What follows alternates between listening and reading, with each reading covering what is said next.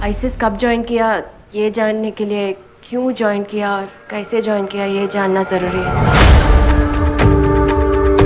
आतंकी साजिश पर बनी फिल्म केरला स्टोरी আগতে অকল মিডিয়াবোৰে লাগি আছিল মুছলমানক বদনাম কৰিবৰ কাৰণে, কিন্তু এতিয়া গোটেই ফিল্ম ইণ্ডাষ্ট্ৰীও লাগি গ'ল মুছলমানক মানে বদনাম কৰিবই। আপোনালোকে জানে দ্য কেৰালা ষ্টৰী ফিল্মটোক লৈ বৰ্তমান ভাৰতত বহুত হাল্লা চলি আছে। কোনোবাই কৈছে ফিল্মটো বন্ধ কৰিব লাগে, কোনোবাই কৈছে নহয় আমি ফিল্মটো চাবৰ কাৰণে যেতিয়া বনাইছে চামেই।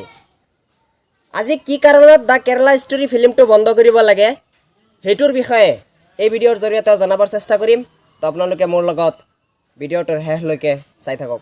এইজনলৈ মন কৰক, এইজন হৈছে দ্য কেৰালা ষ্টৰী ফিল্মৰ ডাইৰেক্টৰ, নাম হৈছে সুন্দীপ্ত সেন। এইজনে এতিয়ালৈকে 4ৰ পৰা 5টা মুভি বনাইছে যদিও কিন্তু আমি কোনেও গম পোৱা নাই। এইজনৰ লাষ্ট মুভিটো আছিলে 2018 চনত আসমা নামৰ মুভি। আপুনিও অলপ চিন্তা কৰি চাবচোন, আসমা নামৰ মুভিটো আপুনি কেতিয়া নাম শুনা পাইছিলেনে? এই আসমা মুভিটো কেতিয়া আহিছে আৰু কেতিয়া গৈছে আমি ক'বই নোৱাৰোঁ। গতিকে এজন বেকাৰ ডাইৰেক্টৰ, কোনো কাম নাই এইবিলাক ডাইৰেক্টৰৰ। দ্য কাশ্মীৰ ফাইল যেতিয়া বনাইছিলে, দ্য কাশ্মীৰ ফাইলৰ যিজন ডাইৰেক্টৰ আছিলে সেইজনৰ নাম আছিলে বিবেক অগ্নিহোত্ৰী। তো বিবেক অগ্নিহোত্ৰী কি কৰিছিলে? বিবেক অগ্নিহোত্ৰীক কোনেও চিনি পোৱা নাছিলে, দ্য কাশ্মীৰ ফাইল বনাই দিলে। এতিয়া কি হ'ল? বিবেক অগ্নিহোত্ৰীক সকলোৱে চিনি পায়। বিবেক অগ্নিহোত্ৰী বুলি ক'লে সকলোৱে গম পায় যে এজন দ্য কাশ্মীৰ ফাইলৰ ডাইৰেক্টৰ আছিল। এতিয়া মেইন কথাটো হ'ল দ্য কেৰালা ষ্টৰী ফিল্মটোৰ বিৰোধিতা অকল মুছলমানসকলে কিয় কৰি আছে, হিন্দুসকলে নকৰে? তো এইটোৰ বিষয়ে জানিবৰ কাৰণে আপোনালোকক এই ফিল্মটোৰ ট্ৰেইলাৰটো আপোনালোকক প্ৰথমে দেখুৱাই ল'ম। আৰু এটা কথা লক্ষ্য কৰিব, এই ট্ৰেইলাৰটো আৰম্ভ হোৱাৰ আগতেই এইটো লিখা আছে, চাওক, the film is inspired by true stories.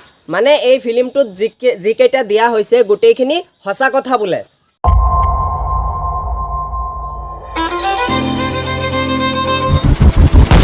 ISIS कब ज्वाइन किया ये जानने के लिए क्यों ज्वाइन किया और कैसे ज्वाइन किया ये जानना ज़रूरी है सर।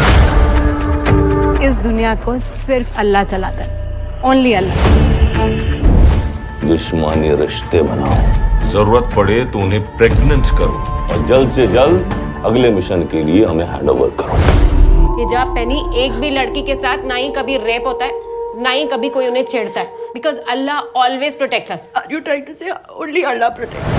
দ্য কেৰালা ষ্টৰী ফিল্মটো যদি আপুনি গোটেইখিনি চাই তেতিয়াহ'লে দেখিব পাৰিব ডাইৰেক্টৰজনে এনেকৈ বনাইছে যে কেৰালাৰ পৰা বোলে 32,000 ছোৱালীক হিন্দুৰ পৰা মুছলমানলৈ ধৰ্মৰ পৰিৱৰ্তন কৰোৱা হৈ আছে। মানে হিন্দুৰ পৰা মুছলমানলৈ ধৰ্মৰ কনভাৰ্ট কৰা হৈ আছে।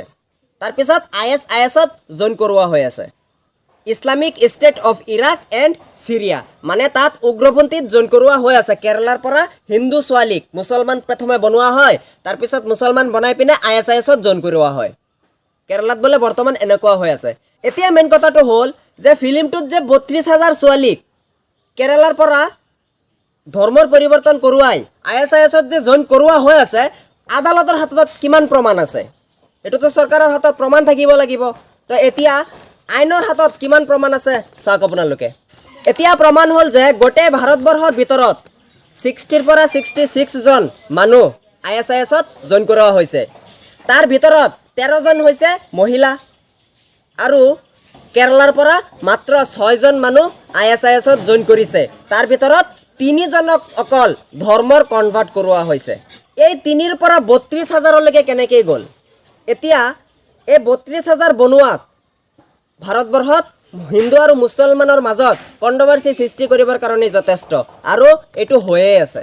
এই ফিল্মটোৰ দ্য কেৰালা ষ্টৰী ফিল্মটোৰ বিষয়ে আমাৰ ভাৰতৰ প্ৰধানমন্ত্ৰী নৰেন্দ্ৰ মোদী ডাঙৰীয়াই কি কয়?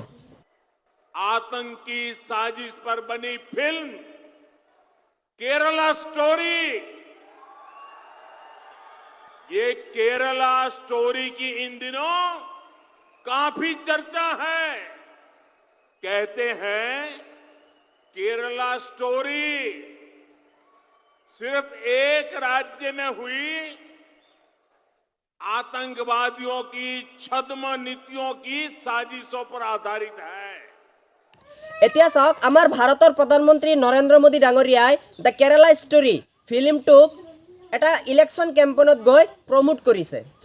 এতিয়া মই নৰেন্দ্ৰ মোদী ডাঙৰীয়াক মোৰ তৰফৰ পৰা এটা প্ৰশ্ন আছিল যে এই ফিল্মটোক যদি আমি লক্ষ্য কৰোঁ তেতিয়াহ'লে এই ফিল্মটোত দিয়া হৈছে যে ৩২,০০০ ছোৱালীক হিন্দুৰ পৰা মুছলমানলৈ কনভাৰ্ট কৰি ISISত জইন কৰোৱা হৈ আছে বা জইন কৰোৱা হৈছে। এতিয়া এইটো বিষয়টোক লৈ আমি গৰ্বিত হ'ব লাগে নেকি নৰেন্দ্ৰ মোদী ডাঙৰীয়া? এইটো বিষয়টোক লৈ আমি গৰ্ব কৰিব লাগে নেকি? কেৰালাটো আমাৰ ভাৰতৰে এটা পাৰ্ট ন, এইটো পাকিস্তান নহয় বা ইৰাক নহয় যে আপুনি কৈ দিব যে পাকিস্তানত চোৱা কেনেকৈ হৈ আছে, প্ৰথমে হিন্দুৰ পৰা মুছলমানলৈ কনভাৰ্ট কৰে তাৰপিছত ISISত জইন কৰি দিয়ে। সেইটো হিচাপত আমি ইণ্ডিয়ানসকল ভাৰতীয়সকল বহুত ভালত আছোঁ। এইটো পাকিস্তান নহয় যে আপুনি এনেকৈ কৈ দিব। মই শেষত এইটোৱেই ক'ব বিচাৰোঁ, ভাৰতবৰ্ষৰ ভিতৰত শিক্ষিতৰ হাৰ বেছি হৈছে কেৰালা 1 নম্বৰ স্থানত আছে শিক্ষিতৰ কাৰণে। এতিয়া কেৰালাৰ মানুহবোৰে কোনটো ভাল কোনটো বেয়া সিহঁতৰ দিমাগ আছে। মোৰ মতে সিহঁতে কোনটো ভাল কোনটো বেয়া সিহঁতে নিজে কৰিব পাৰিব। আমি ইয়াত পেক পেকাই লাভ নাই।